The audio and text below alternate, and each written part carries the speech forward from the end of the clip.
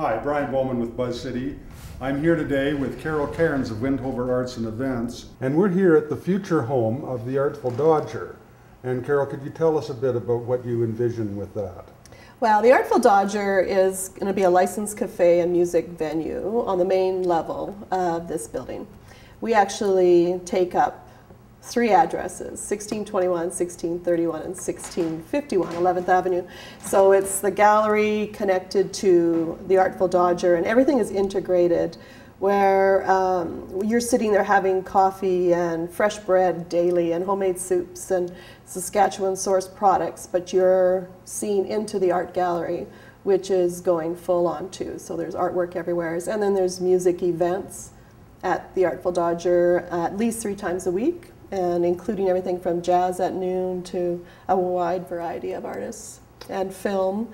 And well, pretty much you think it, you can fit it on the stage, we'll have it. Is your focus on local people or is it on touring people coming through? Both. Both? Both. And also world artists as well. We don't have limitations on that. It is, what our vision is for artistic experiences. We want to create an opportunity for artists to be showcased, but also for the general public to be connected to art experiences. So. But as I understand it, you've got studio space here, you've got rehearsal and performance space here. Yes. So there is a community association to this as well. Yeah. You're providing an opportunity for local talented people to either explore the work or present it. Most definitely. Like the Windhover, like our main vision is, well, we're all about the arts.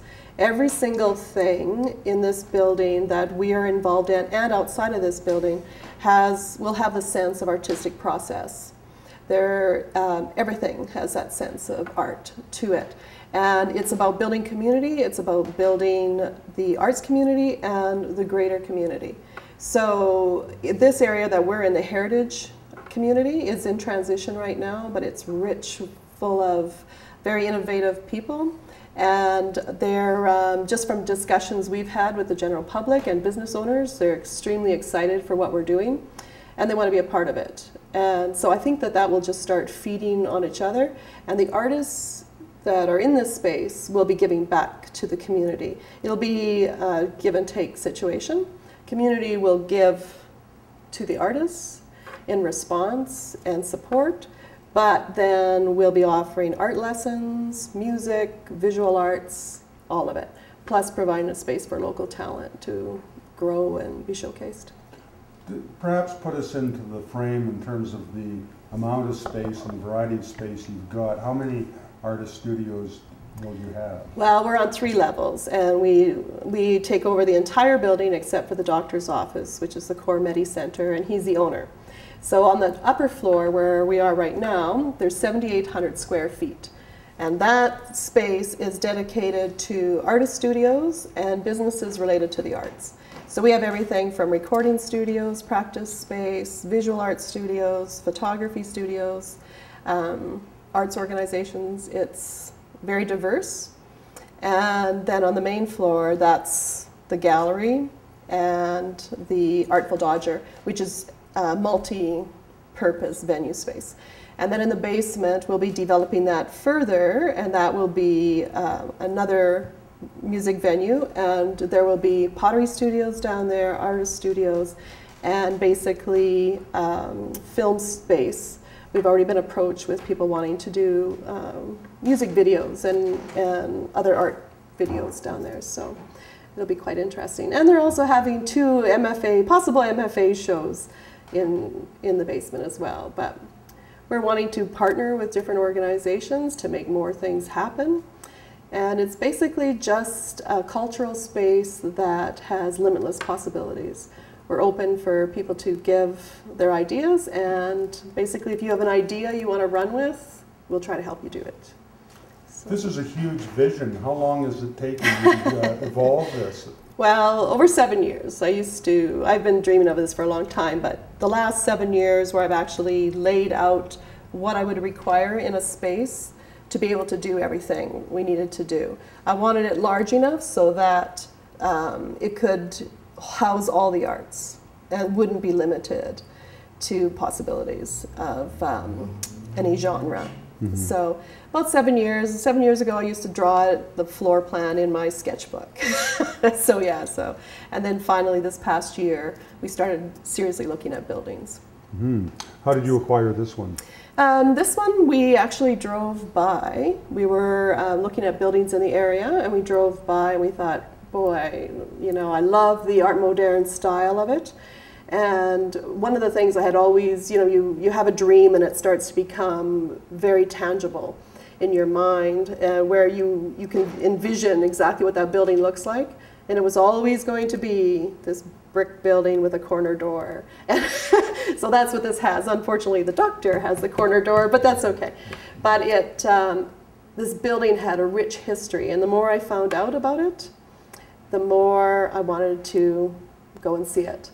And then once we toured it, there was this wonderful energy here, and the history of the arts has been connected to this. There's a strong history of the arts in this space, so I think it's to continue. When does the building date from?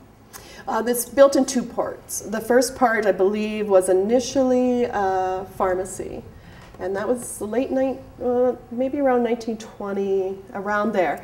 And then it was built onto right to the corner in the Art Moderne style in 1948. So, and then it was known as a fish block. I don't know if I'm saying that right, but PHISH. So yeah, and I think there was pharmacy and hardware, secondhand store. There's been a variety of businesses in here.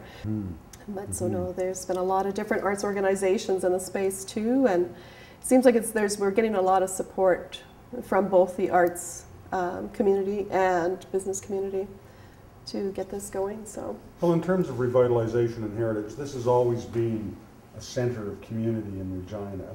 It's changed over the years, and I think it's undergoing renovation and revitalization now. So your location seems perfect for this sort of thing. There's a lot of activity, but your accessibility to other areas of the city is pretty good too. Would you like to talk about it? Well, yes, that's one thing that we're, as we're doing renovations and plans, we realize that, you know, we're running out to different parts of the city, and we can get anywheres within 10 to 15 minutes maximum. Because we're connected one block north, you're on Sass Drive, and it'll take you right out to the Louvain. And from there, you go north-south quite easily. You're connected to Winnipeg Street, which will also take you to the north part of the city or the south. And the east, we're just right here on to Arcola. And it's just a very convenient location. And public transit is good as well. Oh yeah, the bus is right outside the door, and we're only a block from Broad Street in the downtown core. So it's really an ideal community, and lots of foot traffic going by. And yeah, no, I'm quite excited, and we'll see what all comes out of it. But there's lots of partnerships happening already. We're very open to respecting the other arts communities in the city, and to try to work together to raise the profile of Regina artists, because there's an enormous amount of very high quality, both visual and performing artists in the city. And I think that you know, one of our parts will be to try to showcase and highlight just how many artists there are. So you're incorporating producing artists, you're recording, representing performance artists. It's a retail outlet. There's a gallery associated with it. There's dining associated with it. How do you see yourself contributing to the fabric of the downtown community in the future? We're a commercial venture, you know, so we're part of the business community, and I'm part of Women Entrepreneurs. And on the other hand, I have a long history in the nonprofit world, and I have a great respect for a lot of the nonprofits. And I'd like to work more with the nonprofits to allow programming and stuff to come out of this building, initiated and in partnership with them. So I just really don't want to limit any possibilities of growth, but respecting what everyone's doing already. And I think partnership, you have to be strong as individual organizations and businesses, but then it's just like a relationship, strong as individuals and stronger as a unit. So, but you have to be strong as each identity first. Good. So, Thank you very much. You're welcome. Okay, I don't know. Edit all that. You give a good interview. What are you worried about?